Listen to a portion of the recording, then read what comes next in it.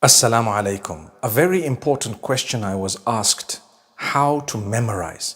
Now, memorizing generally is regarding the Quran. That's primarily. When people say how to memorize, they're referring mainly to the Quran, and then perhaps to the Hadith and some of the texts of Islamic learning and so on.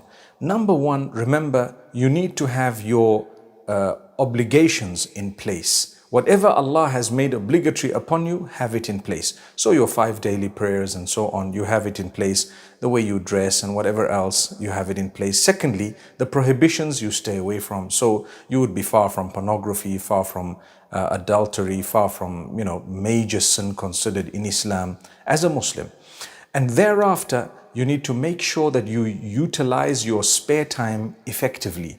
Don't indulge in that which is unnecessary, futile, and it's just going to take up brain space. So when you involve in a lot of gossip, when you want to know every detail of everyone's life, your memory is going to become weak.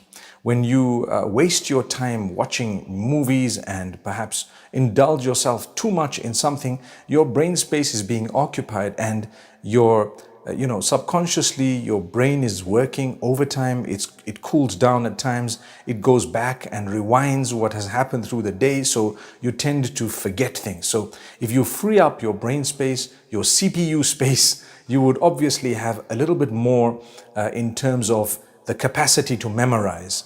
And if you take it seriously and you've eaten well, you drink your water, enough fluid, perhaps a little bit of milk. If you can, drink the milk. When I say can, I'm talking from a health perspective. Some people cannot have dairy products. And so you eat healthy, you sleep well. You try and sleep on time every day, and you make sure that you get up on time every day and don't be lazy. And then you keep yourself fresh, you keep yourself clean and smart, you keep yourself in the condition of wudu. All this will help you to actually increase the capacity that you have of memorizing. Similarly, repetition really helps. If you were to repeat something a lot, you would actually be able to consolidate the memorization. So if you've learned 1 juz or 10 juz, and each time you're moving forward, you go back to what you've learned and you keep revising and memorizing from the beginning up to where you've got to, you would find it consolidated in a beautiful way. So my brothers and sisters, remember, don't waste a lot of time with futile stuff, especially while you're trying to memorize something. Try to also not occupy yourself with that which is unnecessary, futile.